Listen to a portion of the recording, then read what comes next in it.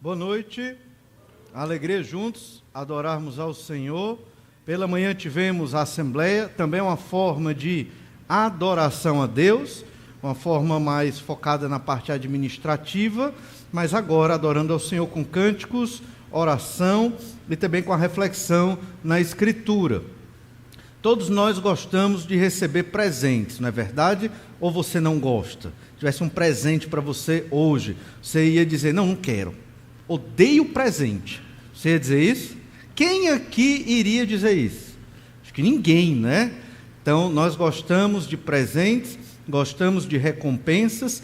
Todo crente no Senhor Jesus Cristo, um dia vai receber uma grande recompensa. E essa recompensa, ela é tão incrível para os crentes em Jesus, para aqueles que creram em Jesus como seu Senhor e Salvador. E essa recompensa é tão incrível que ela tira da nossa mente, nos dias de hoje, o medo da morte, o medo do sofrimento, o medo das dificuldades, porque esta grande recompensa futura nos consola no tempo presente. Estamos estudando o livro do profeta Isaías. Nós já começamos do capítulo 1 ao capítulo 12.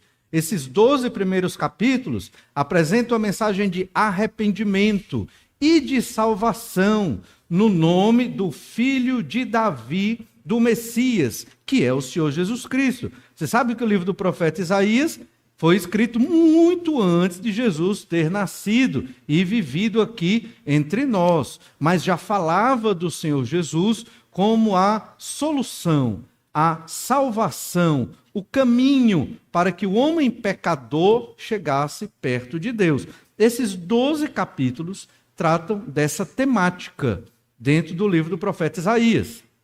Jesus, o Messias, ele é tratado e apresentado como um rei que vai governar sobre todas as nações.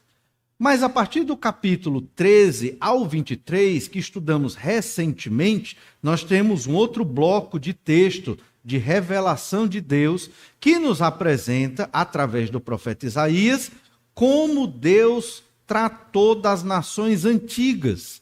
Isaías, ele viveu ali por volta do século VIII a.C., entre 740 e 700 a.C., e ele profetizou que o Império Assírio iria derrubar muitos reinos e nações, como Moabe, como o próprio reino do norte, Israel, Samaria, e várias outras nações ali, filisteus, várias, como nós apresentamos. E ainda perto da época de Isaías, toda esta profecia, do capítulo 13 ao 23, se cumpriu naquelas nações. Isso foi muito impactante para a época. Então eles começaram a entender o Deus do profeta Isaías, o Deus de Israel, é um Deus que diz o que vai acontecer e acontece.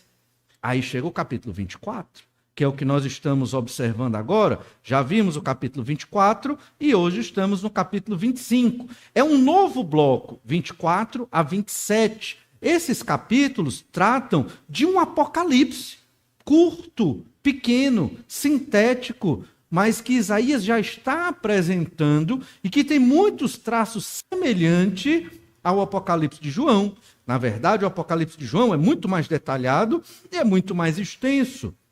Isso é uma característica da Bíblia, que a gente chama de revelação progressiva. Ou seja, as informações vão aumentando e vão completando os dados, informações sobre Deus, sobre o Senhor Jesus, sobre a habitação do Espírito, sobre o povo de Deus, sobre o Messias e o Salvador, que veio, mas vai voltar. Ou seja, à medida que a Escritura ela vai cronologicamente sendo apresentada, nós temos mais informações. É por isso que hoje, em um certo sentido, nós podemos dizer que os crentes de hoje, eles têm muito mais conhecimento sobre Deus do que os crentes do Velho Testamento que andaram no deserto e viram a coluna de fogo e a coluna de nuvem. Mesmo eles tendo visto esse grande sinal e essa grande maravilha, que realmente é incrível, mas eles não tiveram naquela época a revelação que nós temos hoje, no caso, toda a Bíblia Sagrada. A revelação da Velha Aliança nós chamamos de Antigo Testamento e a revelação da Nova Aliança que nós chamamos de Novo Testamento. Então estamos estudando o livro do profeta Isaías e observando que do capítulo 24 ao 27, Deus, ele vai tratar com todas as nações da terra. Não vão ser só algumas nações, como do capítulo 13 ao 23. Serão todas as nações da terra e vai ser um tratamento definitivo e final. Aquelas nações que se dedicaram à idolatria e a não viver segundo a revelação de Deus, elas serão punidas pelas suas obras de pecado. Mas aquelas que se arrependerem, ou aqueles indivíduos que se arrependerem dentro destas nações, certamente terão refúgio em Jerusalém. Nestes mesmos capítulos, estamos estudando que o Senhor Jesus, ele vai reinar em Jerusalém no futuro. E as nações convertidas, depois desse período de grande tribulação e juízo de Deus sobre a terra, como vimos no capítulo 24, as nações convertidas vão a Jerusalém para adorar o Senhor. Nós vimos que é uma grande comitiva de todas as partes do planeta, de convertidos ao Senhor, vão adorar ao Senhor Jesus Cristo, ao Pai e ao Espírito Santo, cantando um hino, cujo título é Glória ao Justo. Então isso vai ser algo incrível. Isso vai acontecer um dia. A nossa fé ela não se limita somente ao nosso espírito ir para o céu, que a gente chama céu, paraíso, seio de Abraão, o local que é o estado intermediário, onde estamos aguardando a ressurreição. Então, hoje, a gente pode chamar também o estado intermediário de céu presente. Se você parte hoje dessa terra, crente em Jesus, teu espírito vai para lá, aguardar a ressurreição. Só que aqui, Isaías não está falando do céu presente hoje. Ele já está falando do céu futuro, do que ainda vai acontecer. A nossa ressurreição, a nossa salvação, ela vai ser consumada. Somos salvos em Jesus, mas ainda falta a consumação. Por quê? Obviamente, você e eu, nós ainda pecamos. Obviamente, você tem um certo receio da morte. Nós temos um certo receio da morte. A morte ainda é um inimigo, mas vai ser derrotado.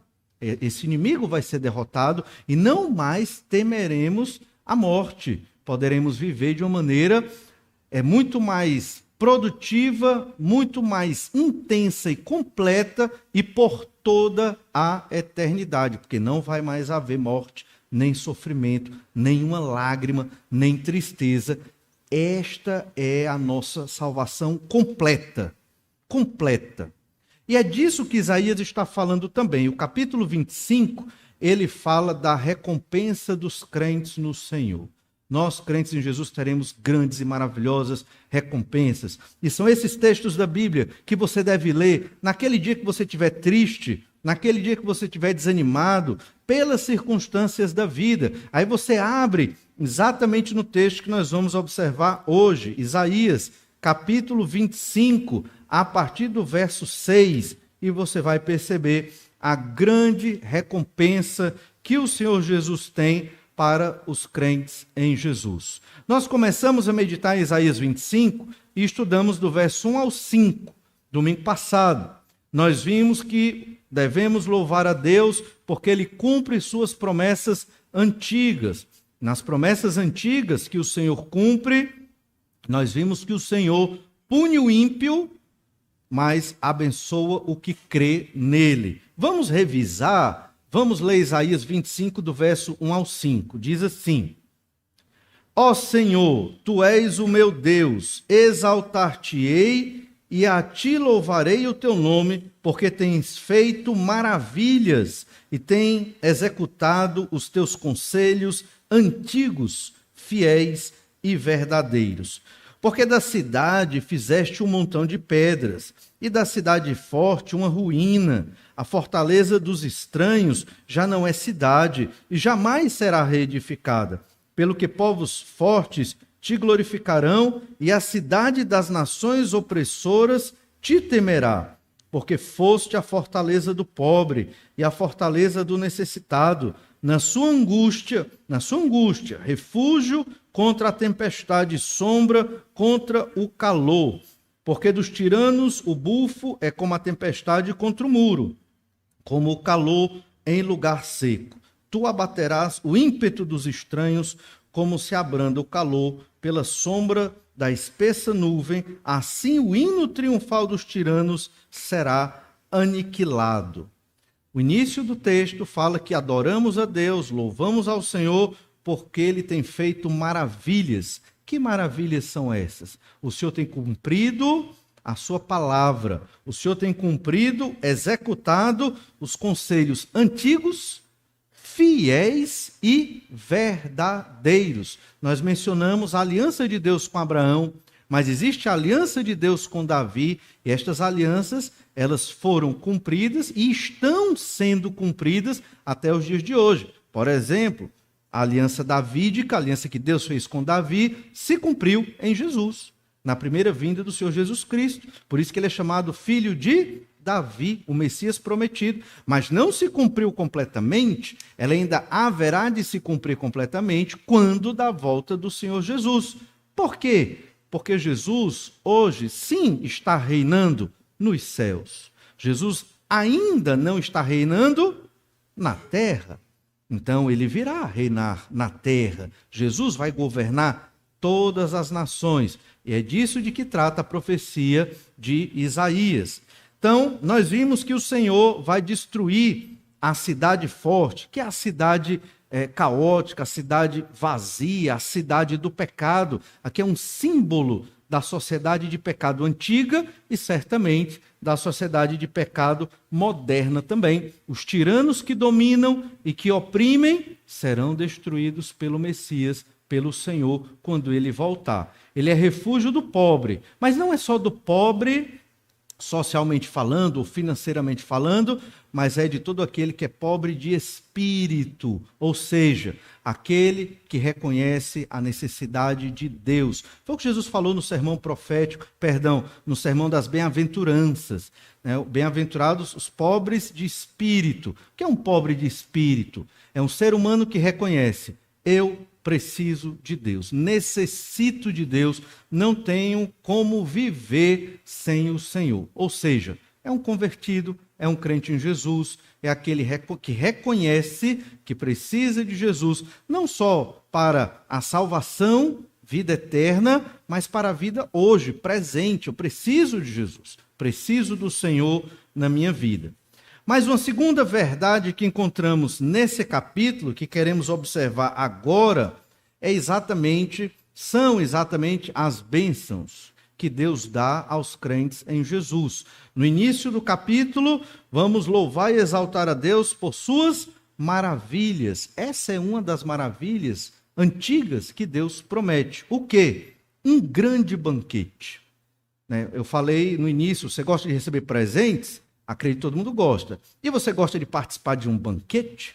Já pensou? Você chega lá só para comer e se servir, uma refeição maravilhosa. Na época seria o cordeiro. Hoje eu acho que nem todo mundo gosta de cordeiro. Não sei, é mais outro tipo de carne, né? Uma carne mais suculenta, carne de boi ou outro tipo de carne que você gosta, ou outra comida, ou uma comida saborosa, né? Eu não sou assim dos melhores para falar da culinária, né? Eu gosto mais de comer do que cozinhar, mas certamente participar de um banquete é algo maravilhoso, não é verdade? Principalmente quando você não pagou para ir naquele banquete. Você foi convidado por quem? Pelo próprio Senhor Jesus Cristo.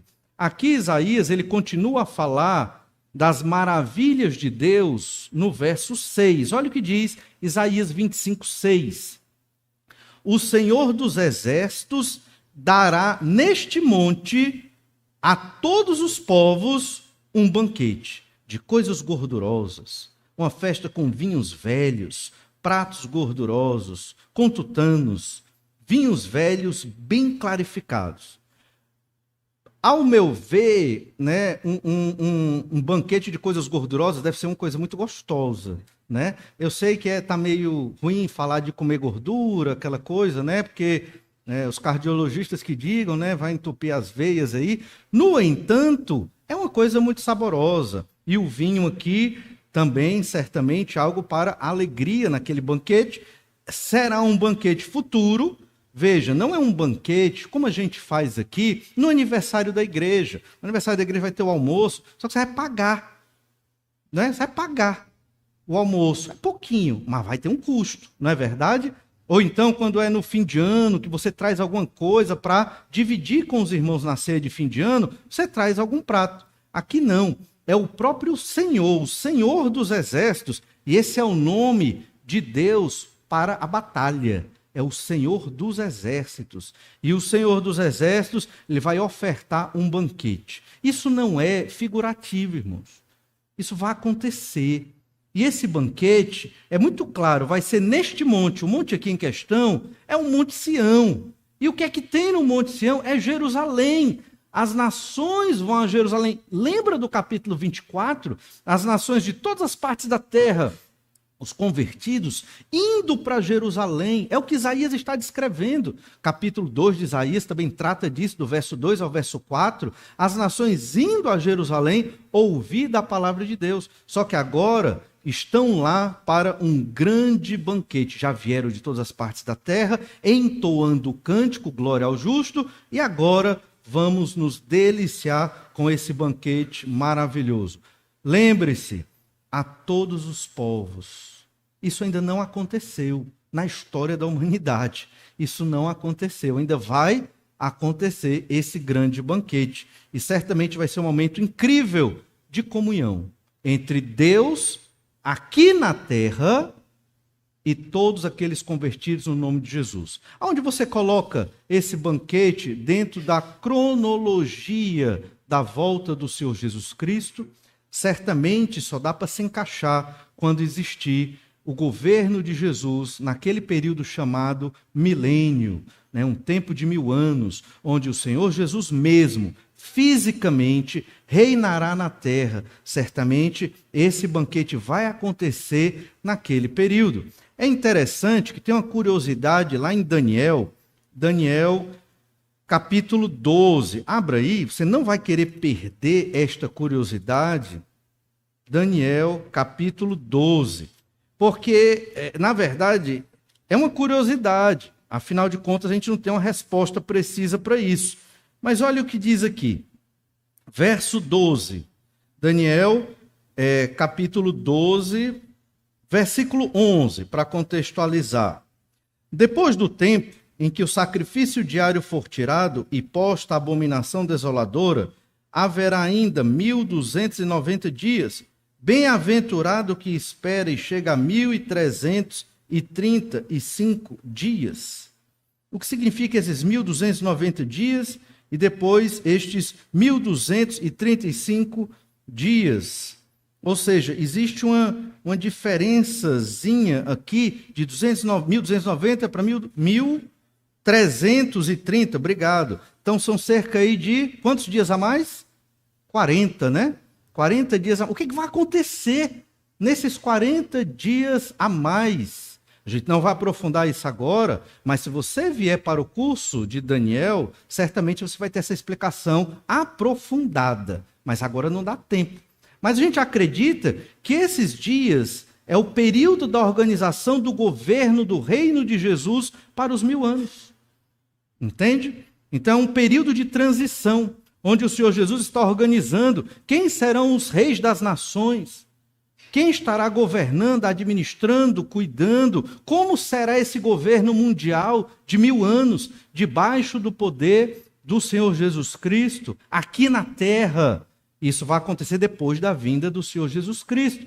Mas, sendo bem honesto com esse texto de Daniel, a gente não tem como afirmar isso que eu estou dizendo. Mas é bem possível que seja assim. E esse banquete que Isaías está colocando, pode ser que aconteça nesse período aqui que Daniel está estipulando.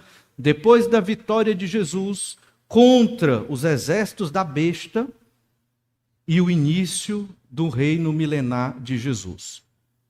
Entre esse período, para começar, as nações convertidas que vão participar do reino milenar com os ressurretos que estarão junto do Senhor Jesus aqui na terra, e os que vão ressuscitar, como os que morreram na grande tribulação, vão participar desse grande banquete aqui. Isso um dia no futuro haverá de acontecer. Parece muito distante, né? Parece algo meio difícil de acreditar. Você acha? Seja honesta. Não precisa responder, só pense. Mas lembre-se, assim foi nos dias de Noé. Ninguém acreditava que ia chover, na época de Noé nem chovia. Assim foi nos dias de Noé, quando aquele louco construiu um barco, ninguém nem sabia o que era um barco direito, e um enorme barco. Para quê, Noé? Você está maluco? Choveu. E não só choveu, como inundou o planeta. E só restaram 8 pessoas, aqueles que creram na mensagem. Assim também será na volta do Senhor Jesus Cristo. Muitos não vão crer, haverá uma grande tribulação.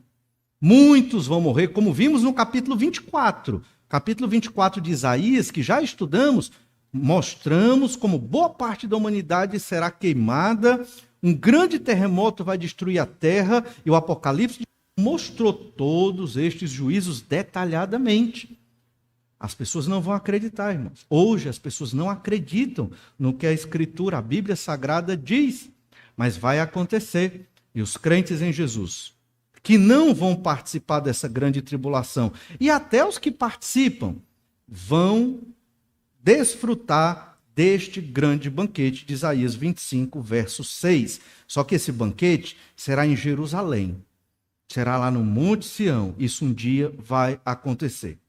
Mas existe também outro banquete. Olha quantos banquetes, quantas alegrias, quantas recompensas. Esse banquete de Isaías 25, 6 vai ser para todas as nações, judeus e gentios, todos os convertidos ao Messias, ao Senhor Jesus Cristo. Mas existe um outro banquete. Esse outro banquete é chamado de As Bodas do Cordeiro. Ele é muito parecido com o banquete de Isaías 25, 6, mas ele tem uma diferença. Lá em Apocalipse 19, vamos para lá, Apocalipse 19, a partir do verso 6. Apocalipse 19, 6, trata deste outro banquete, que nós chamamos de As Bodas do Cordeiro. Diz assim Apocalipse 19, 6. Então ouvi uma como voz de numerosa multidão, como de muitas águas, e como de fortes trovões, dizendo: Aleluia! Pois reina o Senhor nosso Deus, o Todo-Poderoso.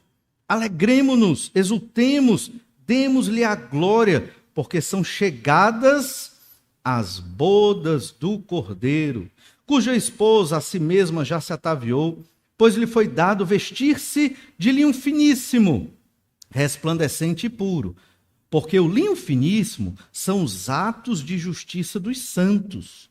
Então me falou o anjo: escreve, bem-aventurados aqueles que são chamados à ceia das bodas do Cordeiro. E acrescentou: são estas as verdadeiras palavras de Deus. Então, haverá um outro grande banquete. Só que este banquete, chamado as bodas do Cordeiro, ele é o casamento do Senhor Jesus Cristo com a sua igreja. Acreditamos que esse grande banquete aqui, de Apocalipse 19, do 6 ao 9, ele não é o mesmo banquete que estamos vendo em Isaías 25, 6, porque esse banquete é no céu. Esse banquete de Apocalipse 19, que acabamos de ler, ele não é na terra. Por quê? Porque logo depois desse banquete, Jesus volta e vem à terra com o seu exército, e haverá uma grande batalha. Olha ainda, na sequência de Apocalipse 19, nós lemos do verso 6 ao verso 9, olha então o que diz o verso 10. Prostrei-me ante os seus pés para adorá-lo.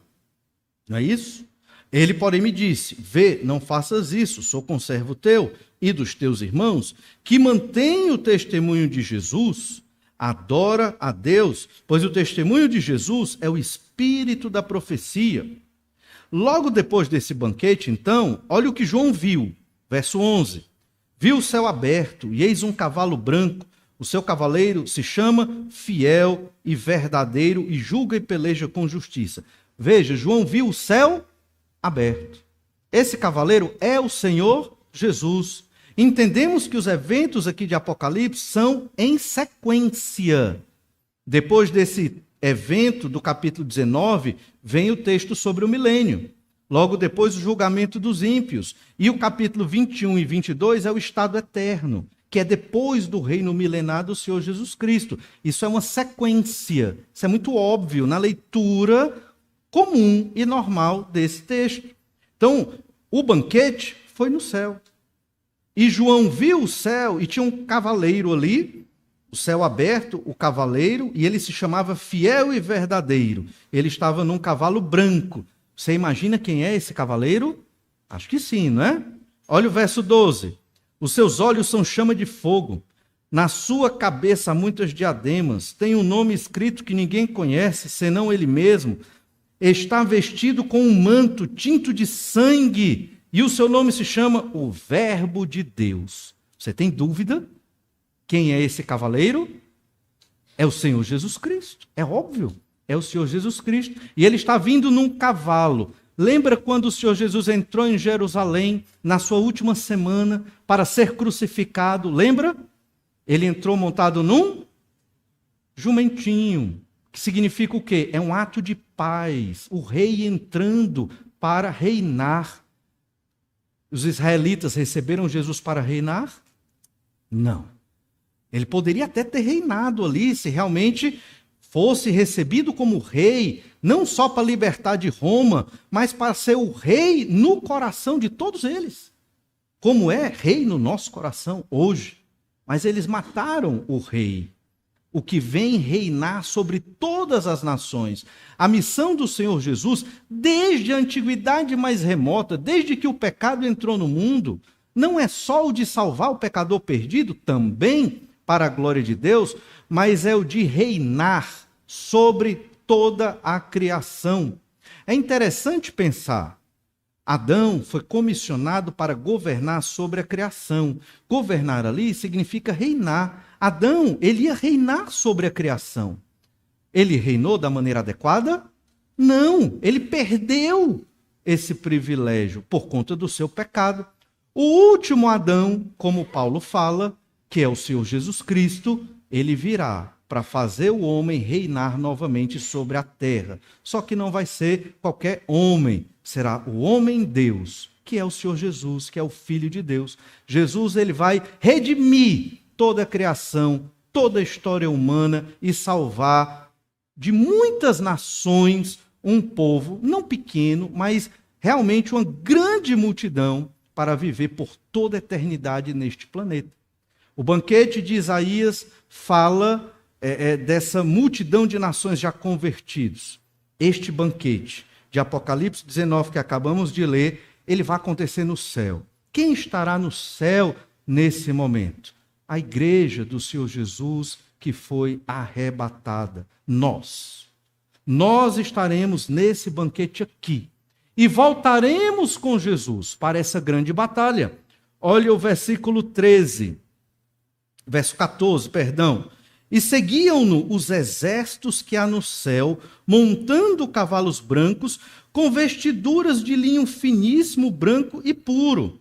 Quem é esse exército com vestiduras de linho finíssimo, branco e puro? Aí você volta, acabamos de ler, verso 8 do capítulo 19. Pois lhe foi dado vestir-se de linho finíssimo, resplandecente e puro, porque o linho finíssimo são os atos de justiça dos santos. São os crentes. Não são anjos. São os crentes. Porque você viu que a gente acabou de ler o verso 14? Esse exército está vestido, com linho finíssimo, branco e puro. São os mesmos que estavam lá no grande banquete, nas bodas do Cordeiro no céu. vestido também de linho finíssimo, resplandecente e puro. São os atos de justiça dos santos. Quem são os santos? Os crentes em Jesus. A igreja do Senhor Jesus, arrebatada, estará lá no céu, aguardando esse momento para vir com Jesus. Primeiro vamos ter as bodas, um grande banquete, é o casamento do Senhor Jesus com a sua igreja. E então voltaremos com o Senhor Jesus, seremos o exército de Jesus nesta batalha do capítulo 19. Olha o que diz o versículo 15 ainda. Sai da sua boca uma espada afiada, para com ela ferir as nações, e ele mesmo as regerá com cetro de ferro, e pessoalmente pisa o lagar do vinho do furor da ira do Deus Todo-Poderoso. Tem no seu manto e na sua coxa um nome escrito: Rei dos Reis, Senhor dos Senhores. É Jesus, o Senhor Jesus com cetro de ferro para governar sobre todos os povos.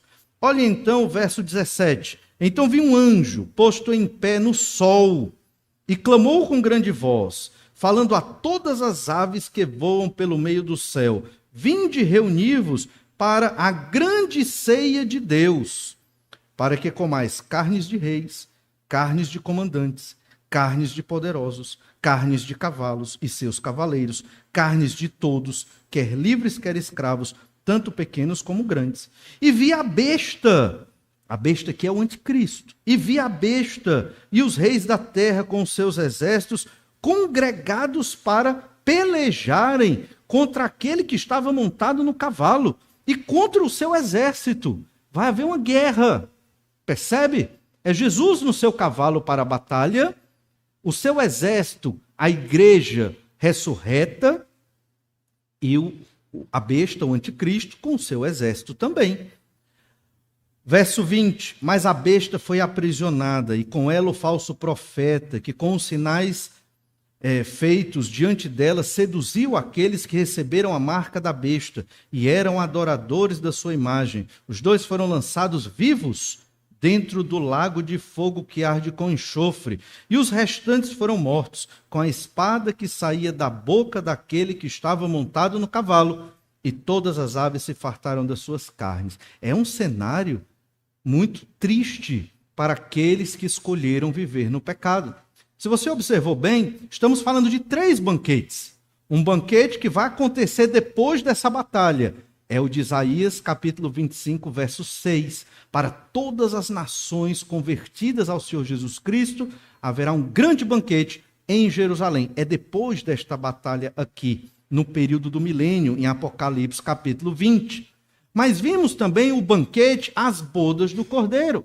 A igreja no céu, ressurreta, foi arrebatada, ressurreta, vai participar desse grande banquete com o Senhor Jesus, e logo em seguida volta com Jesus para esta batalha que acabamos de narrar, de ler. E há um terceiro banquete, só que esse banquete é para as aves dos céus.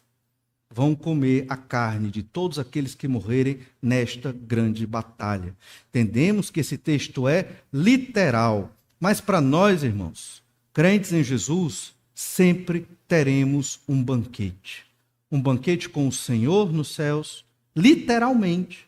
Um banquete com as nações aqui na terra, no início do governo milenar do Senhor Jesus Cristo, com todas as nações, tribos, povos e línguas convertidos ao Senhor Jesus Cristo. Essa é a nossa grande recompensa. Na verdade, é parte da nossa grande recompensa, é ter essa comunhão com o Senhor. Hoje nós realizamos um protótipo desse banquete, nos nossos cultos, é na ceia do Senhor. A ceia do Senhor é um simbolismo muito longe do que vão ser esses banquetes aqui, tanto da igreja como para todas as nações, já no reino milenar do Senhor Jesus. Mas a ceia do Senhor, ela também tem esse propósito, apontar, nos mostrar que um dia haverá realmente este grande banquete. Quando você participa da ceia do Senhor, é bem simbólico, é um pedacinho de pão, é um cálicezinho de suco de uva. No início da igreja, era realmente uma grande refeição ali, mas a grande dificuldade da ceia do Senhor é porque Jesus não está fisicamente presente, não é verdade? Jesus não está fisicamente presente. O Senhor Jesus está conosco, sim, né? Quando adoramos a Ele, o Senhor Jesus prometeu que estaria sempre conosco todos os dias da nossa vida, mas fisicamente, na ceia do Senhor, Jesus não está aqui. Mas nesse banquete, Jesus estará lá conosco.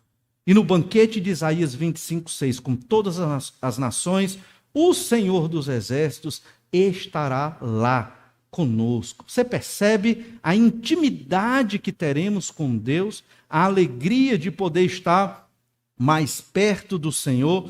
Tudo isso o Senhor nos promete e certamente vai se cumprir para aqueles que creram no Senhor Jesus Cristo.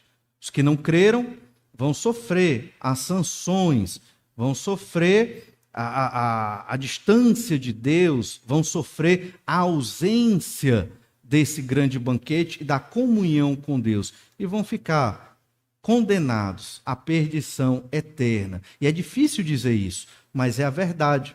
Olha ainda em Isaías, capítulo 25, verso 7, no verso 6, lemos sobre esse grande banquete. Agora olha Isaías 25, verso 7, continuando o nosso texto, diz assim: destruirá neste monte a coberta que envolve todos os povos, o véu que está posto sobre todas as nações. Existe algo que encobre as nações de ver a realidade. Existe um véu que está impedindo os seres humanos de perceber a gravidade do pecado.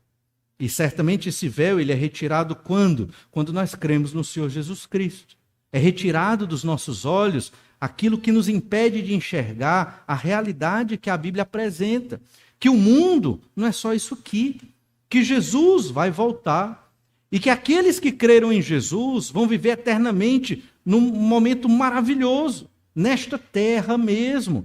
Haverá cidade. As pessoas transformadas, não haverá mentira, não haverá engano, não haverá roubo, não haverá morte. Será o verdadeiro paraíso. Essa é a nossa plena e poderosa salvação completa. E ela há de se consumar. Mas o Senhor vai destruir essa coberta que envolve os povos. As pessoas hoje só se preocupam com seus recursos. As pessoas só se preocupam com seus prazeres. As pessoas no mundo só querem saber de cumprir as suas metas de vida e seus planos pessoais. São egoístas, egocêntricos e não têm um plano mais elaborado, completo e geral para suas vidas. Elas vivem a cada momento, a cada prazer, a cada dia. Se um dia eu tenho um problema, pronto, é um desespero, é uma ansiedade, é um sofrimento. Se no outro dia eu ganho muito dinheiro e tenho muito prazer, é um dia abençoado, é um dia maravilhoso. E as pessoas vivem assim. Só que não é esse estilo de vida que o Senhor requer de nós. O Senhor requer que o crente, ele persevere, seja constante, esteja sempre confiando no Senhor. No dia ruim e no dia bom. No dia ruim, faça jejum e ore. No dia bom, cante louvores e faça o banquete. É o que o Senhor nos ensina. Mas o crente sempre sabe o que vai fazer, porque ele tem a Bíblia Sagrada orientando aquilo que ele deve fazer. As nações hoje, na época de Isaías também, e hoje também, tem esse véu que encobre. Olha o verso 8. Tragará a morte para sempre, e assim enxugará o Senhor Deus as lágrimas de todos os rostos e tirará de toda a terra o opróbrio do seu povo, porque o Senhor falou. Veja bem, porque Deus falou. Basta Deus dizer, vai acontecer. Aqui a morte, ela vai ser extinta para sempre. Não é temporariamente, é para sempre. E aqui Isaías já está falando não do reino milenar de Jesus, porque no reino milenar do Senhor Jesus ainda haverá morte. O reino milenar de Jesus é uma parte intermediária no plano de Deus entre a era do pecado em que vivemos e o estado eterno por toda a eternidade, a vida eterna com Deus no novo céu e nova terra. Então, no reino milenar ainda algumas pessoas vão morrer, embora quem morrer Com 100 anos morreu jovem. Essa é a ideia.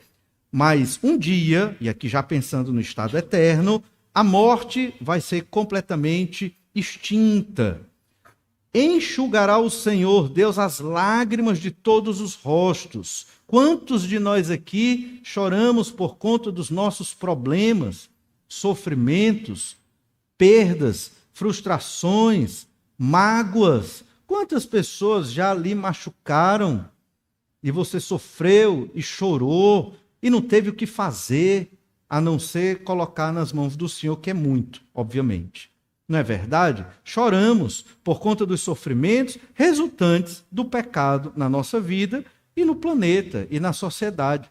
Vai ter um dia que Deus vai acabar com o sofrimento. Não só da Igreja Batista Manancial, mas de todas as nações, daqueles que creram no nome do Senhor Jesus. Por isso a mensagem pregada, ela não é uma mensagem só para adquirir adeptos a uma religião. Alguns pensam isso, né, dos crentes. Não, vamos adquirir adeptos, vamos aumentar a membresia da igreja, né, vamos ganhar dinheiro com isso. Eu sei que algumas associações religiosas fazem assim, mas essa não é a real mensagem do Evangelho. A mensagem do Evangelho é que a salvação ela é completa, plena e poderosa. E essa salvação diz que um dia não mais sofreremos. Nós quem? Os batistas? Não. Todo aquele que creu em Jesus como seu Senhor e Salvador não vai mais sofrer e vai viver eternamente com o Senhor, num corpo ressurreto, à semelhança do corpo de Jesus por toda a eternidade. É disso que Isaías está falando. Lá no livro de Apocalipse, capítulo 7, verso 17, à semelhança do que acabamos de ler em Isaías 25, 8, diz assim, Apocalipse 7, 17, pois o Cordeiro que se encontra no meio do trono os apacentará e os guiará para as fontes da água da vida, e Deus lhes enxugará dos olhos toda lágrima. Deus vai enxugar dos nossos olhos toda lágrima. Não haverá sofrimento, não haverá dor, não haverá ansiedade, não haverá angústia, nem depressão, nada disso. Vida perfeita, plena, em todos os aspectos. Essa é a nossa salvação. Nossa salvação não é só sua alma ir para o céu, esse local etéreo. Não é só isso. Isso é o estado intermediário. Você vai ressuscitar e vai viver no milênio, no novo céu e nova terra, com Jesus governando por toda a eternidade.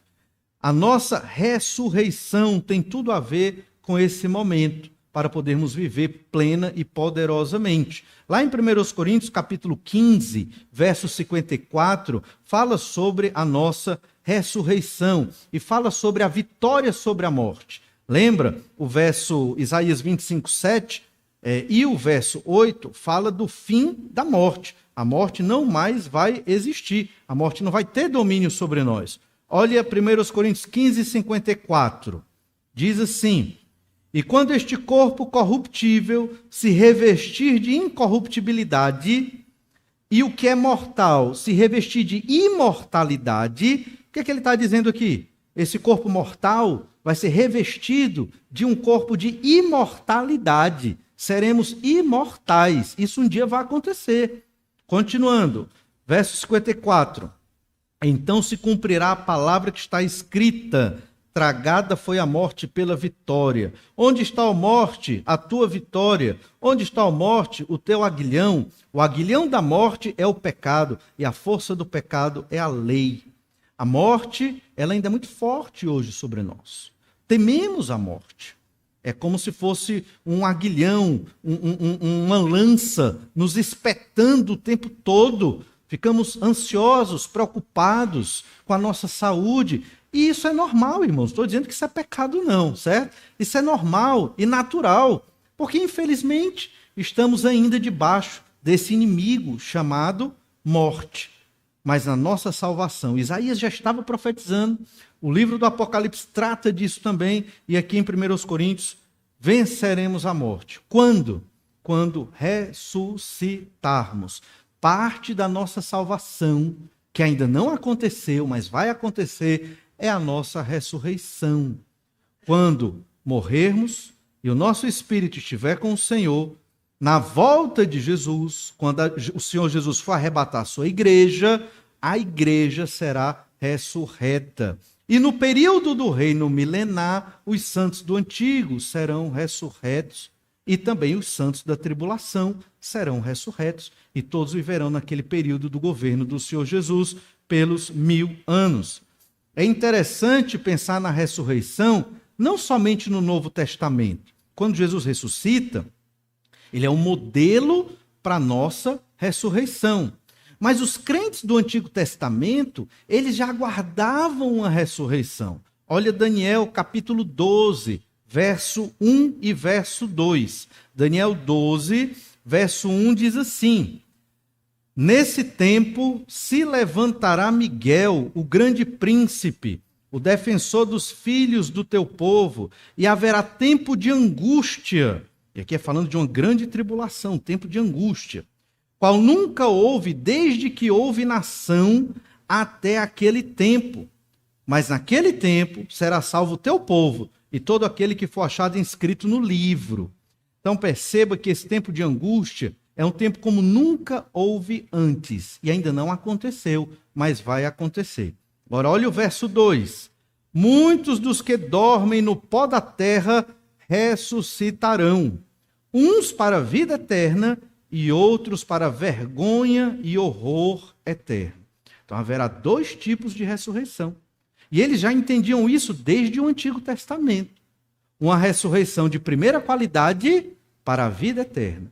Uma ressurreição de segunda qualidade para vergonha e horror eterno. Ressurreição é o quê? É receber um corpo. Você morreu, seu espírito foi estar com o Senhor nos céus. Mas ele um dia, no programa de Deus, vai receber um novo corpo. Os crentes em Jesus vão receber um corpo à semelhança do Senhor Jesus Cristo quando ele ressuscitou.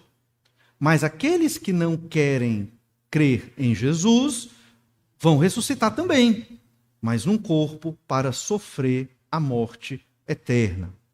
Olha o que diz ainda em Daniel 12, verso 13. Daniel 12, verso 13. Tu, porém, isso é o anjo dizendo para Daniel, tu, porém, segue o teu caminho até o fim, pois descansarás. Não quer dizer que Daniel vai dormir, quer dizer que ele vai morrer. É uma linguagem figurada aqui para dizer que Daniel vai morrer. Tu descansarás, pois descansarás e ao fim dos dias te levantarás para receber a tua herança. O fim dos dias. O fim dos dias vai se referir àquele momento do grande banquete de Isaías 25, verso 6. Daniel e os santos do Antigo Testamento, os que creram, vão se levantar, vão ressuscitar para participar deste grande banquete com as nações e reinar com Cristo pelos seus 1000 anos. Isaías 26, 19 também mostra que a nossa vitória sobre a morte tem a ver com a ressurreição. Olha como Isaías também, Isaías é bem antes de Daniel, como Isaías, o profeta, cria na ressurreição dos mortos. Isaías 26, 19. Os vossos mortos e também o meu cadáver viverão e ressuscitarão. Olha que incrível! Isaías cria que ele ia ressuscitar. O cadáver dele ia se levantar, ia reviver, ressuscitar. Aí ele diz, despertai e exultai, os que habitais no pó, porque o teu orvalho, ó Deus, será como orvalho de vida, e a terra dará à luz os seus mortos. A ressurreição vai acontecer, e faz parte do programa de Deus. Quando venceremos a morte? Nesta ressurreição. É claro que com a nossa morte, nosso espírito estará com o Senhor aguardando a ressurreição, mas a vitória plena é quando tivermos um corpo que não vai mais morrer. Então, quando você pensar em salvação, não é só te livrar da condenação do inferno. É muito mais. São grandes recompensas, são banquetes, é alegria, é um corpo ressurreto, é viver eternamente com o Senhor, é não ter mais morte, é não ter mais sofrimento, é não ter mais choro, é viver plenamente. Nenhum de nós, irmãos, vive plenamente. Todos os nossos relacionamentos são manchados e maculados pelo pecado. Todos. Marido e esposa, pais e filhos, filhos e pais, dentro da sociedade, patrão e funcionário, todos os nossos relacionamentos são manchados pelo pecado. E é por isso que sofremos. E sofremos mesmo. E aí temos que buscar o Senhor para nos fortalecer, para nos consolar. Essa é a nossa dinâmica de vida. E olhar mais para a glória de Deus do que para os nossos sofrimentos. Certamente essa é a grande estratégia para que o Senhor esteja cuidando de você. Então nós vimos esses banquetes. Um banquete no céu, para a igreja, um banquete na terra, com todas as nações, os convertidos das nações. Vimos profetizado em Isaías, capítulo 25, verso 6. Mas o Senhor Jesus, ele nos fala de um outro banquete. E Jesus usa essa ideia do banquete, um banquete que Jesus nos conta, para chamar os pecadores ao arrependimento. Essa parábola, chamada parábola da grande ceia, é como se fosse também uma indicação desse grande banquete que vai acontecer. Lá em Lucas, capítulo 14, verso 15, olha o que nós lemos sobre o banquete que Jesus nos fala. Lucas 14, verso 15 diz assim: Ora, ouvindo tais palavras, um dos que estavam com ele à mesa disse-lhe: Bem-aventurado aquele que comer pão no reino de Deus. E aqui, o contexto, antes de continuar a leitura, o contexto da parábola que Jesus vai falar, a parábola da grande ceia, é exatamente o contexto de humildade para com o próximo.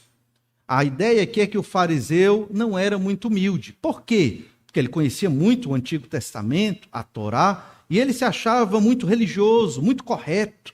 Ele achava que quase que não errava, o fariseu. E então, ele se considerava melhor do que os gregos, os romanos e os outros povos, do que as prostitutas, do que os cobradores de impostos. Os fariseus se achavam uma elite espiritual. Então Jesus, ele vai falar essa parábola exatamente para mostrar o que é mais importante, a esfera terrena ou a esfera celestial. O que é o mais importante? É participar do banquete na casa do fariseu ou é participar no banquete do Senhor?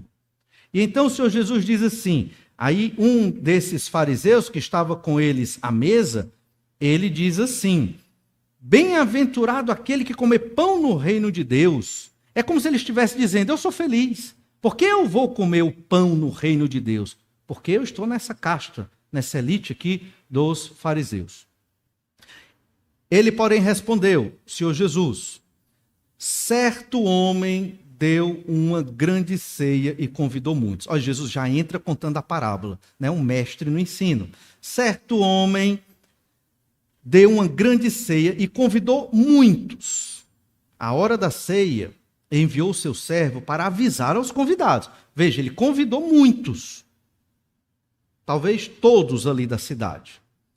E quando chegou perto do horário, ele já tinha feito o convite, certo? Quando chegou perto do horário, ele pegou um servo e disse: vai lembrar o pessoal que tem essa grande ceia, esse grande banquete para eles. Ó, se ele convidou, era de graça, obviamente, né? Ele queria receber bem os seus convidados. E então ele disse aos servos para avisar aos convidados: vinde, porque tudo já está preparado. O banquete já está preparado, pode vir. Verso 18. Não obstante, todos a uma começaram a escusar-se, a dar uma desculpa. Isso era dar uma desculpa. Primeiro disse: eu comprei um campo, preciso ir vê-lo, rogo-te que me tenhas por escusado. Ou seja, me perdoe, me desculpe, eu não vou poder ir para o seu banquete. É maravilhoso, é lindo, mas eu comprei um campo, eu tenho que cuidar do campo, não vai dar para mim. Verso 19.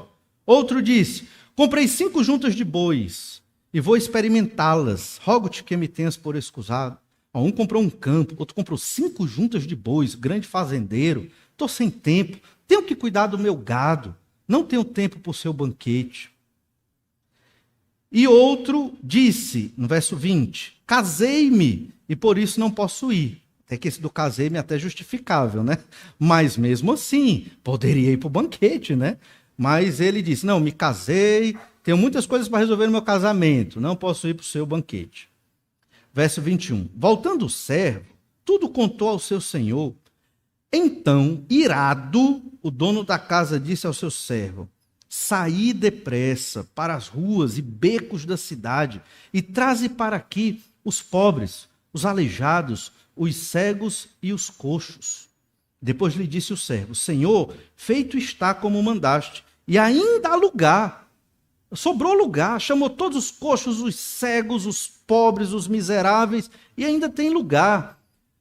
Saí pelos caminhos e atalhos, e obriga a todos a entrar, para que fique cheia a minha casa, porque vos declaro que nenhum daqueles homens que foram convidados provará a minha ceia. Você entende o que o Senhor Jesus está querendo dizer aqui? Aqui nós lemos sobre um convite geral para toda a humanidade. Esse convite geral para participar da grande ceia do Senhor para toda a humanidade é a proclamação do Evangelho. É a pregação, é o que a igreja faz, é o que cada crente em Jesus faz todo dia da sua vida. Você está convidando, quando você prega o evangelho, você está convidando aquelas pessoas para participar do grande banquete, quer seja das bodas do Cordeiro em Apocalipse 19, quer seja do grande banquete no início do milênio, lá em Isaías 25, verso 6, mas você está chamando os pecadores para participar desse grande banquete. Mas os pecadores dizem o quê para os que pregam o evangelho? Tenho tempo não, perdoe. Não quero isso para a minha vida não. Isso é bobagem. Religião vazia. Não, estou muito ocupado. Tenho meu trabalho, tenho meus negócios, tenho minha vida. Não tenho tempo para esse negócio de Jesus. Me deixe. E, obviamente, nós somos educados, né? Não vamos pressionar absolutamente ninguém. O dono do banquete, que é Jesus, aí ele diz, pois agora chame todos os pobres, os aleijados, os cegos e os coxos. E aqui, esses miseráveis são exatamente os pobres de espírito, que lemos também aqui no capítulo 25 de Isaías. O pobre de espírito é aquele que reconhece, sou pecador, eu preciso de Jesus. Mas não é uma precisão marromeno, não. Eu necessito, eu só posso viver se eu tiver o Senhor Jesus reinando no meu coração. Esse é o pobre. Eu sou pobre. E eu acho que você, crente em Jesus, se reconhece também como pobre e necessitado do Senhor Jesus Cristo. Por isso ele veio habitar em nós. Esse chamado aqui para os pobres, aleijados, cegos e os coxos é o que a gente chama de chamada específica ou chamada eficaz. Existem esses dois chamados. O chamado geral, uma proclamação do evangelho para todas as nações. A obra missionária trata desse chamado geral. O chamado específico e eficaz é o chamado em que aquela pessoa não tem como dizer não. Você entende isso? Existe uma pessoa que vai pregar o evangelho que ela não tem como dizer não. Por quê? Porque Jesus chamou eficientemente aquela pessoa para se arrepender dos pecados e crer. E ela vai crer, porque Jesus chamou. Ninguém crê em Jesus por sua própria vontade. Ninguém. Nenhum de nós aqui. Eu creio em Jesus porque eu acho que é o melhor caminho. Não, porque eu estudei muita Bíblia e vi que é o mais coerente. Não, nenhuma dessas explicações é a correta. Na sua perspectiva humana, pode ser que seja. Mas na perspectiva do Senhor, foi Ele que lhe chamou e você não teve como dizer não. Quando Deus chama alguém para a salvação, aquela pessoa vai se converter, mesmo que ninguém pregue o evangelho para ela. Ela vai achar esse evangelho verdadeiro em algum lugar e ela vai ler e ela vai crer, porque foi Deus que chamou. É a chamada eficaz. Esses aqui, que somos nós, os pobres, os cegos, os aleijados, nós vamos estar no grande banquete do Senhor Jesus Cristo. Não porque merecemos, mas por completa graça do Senhor. Por isso a ideia, pobres, aleijados, cegos e coxos. E é interessante que essa parábola de Jesus é para abrir os olhos dos fariseus. Quem são os fariseus? São aqueles religiosos que acham que por suas obras vão conquistar o reino de Deus. Estão salvos por obras. Então eles acham que porque tem boas obras, eles já têm um local reservado nesse banquete. Ou melhor, eu nem preciso desse banquete. Eu tenho coisa mais importante para fazer. Então, a ideia é que Jesus está exortando os fariseus para serem humildes e reconhecerem os seus pecados, e está mostrando que todos aqueles miseráveis que reconhecerem a sua situação de pecado estarão no reino de Deus e no grande banquete do Senhor Jesus Cristo.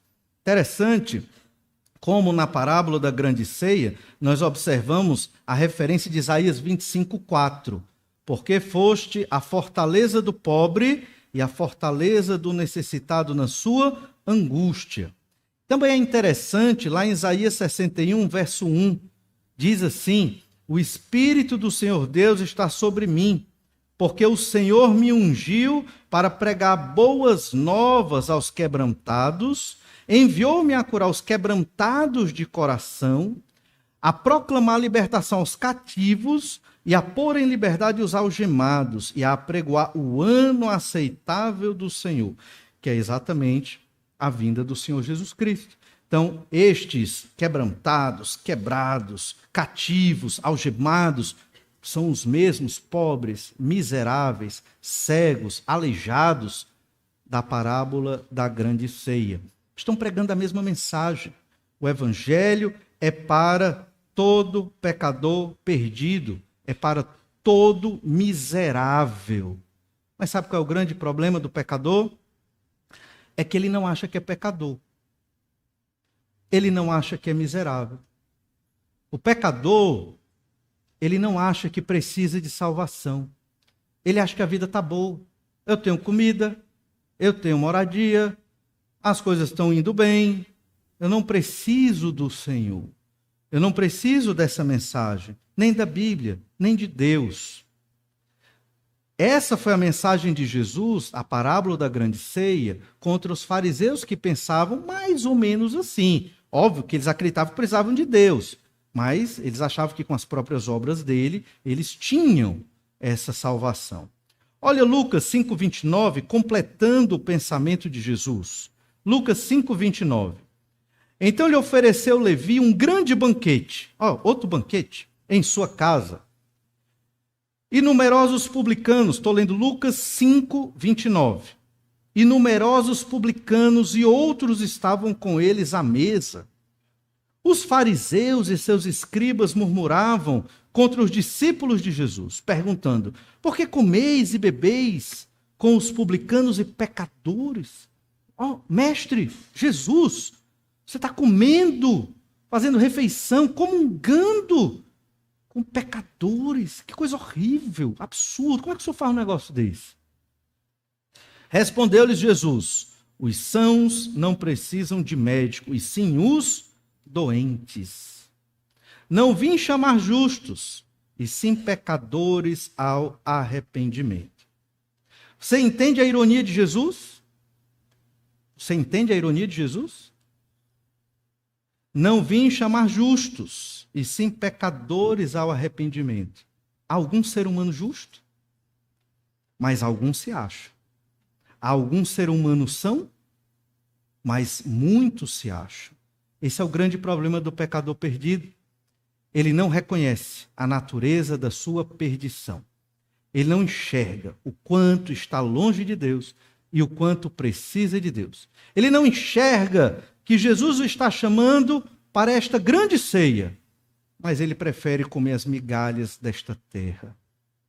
E vai sofrer por causa disso, por conta da condenação dos seus próprios pecados. O Senhor nos chamou para uma grande ceia. Quer seja as bodas do Cordeiro, quer seja aquela grande ceia lá no Monte Sião, em Jerusalém, profetizada por Isaías. Essa é parte da nossa grande recompensa, da nossa grande salvação. Pensando nisso, não viva, você crente em Jesus, nesta terra, como as pessoas sem fé vivem. Entenda isso. Você não é uma pessoa que não vai participar da ceia.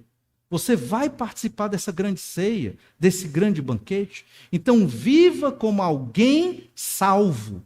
O que isso significa? Não perca tempo. Não perca tempo com os negócios desta vida. Todos temos que trabalhar. Todos temos que estudar. Todos temos os nossos afazeres. É certo. Não estou chamando ninguém a ser irresponsável aqui. Mas existe algo mais importante do que tudo isso. É o dar glórias ao justo.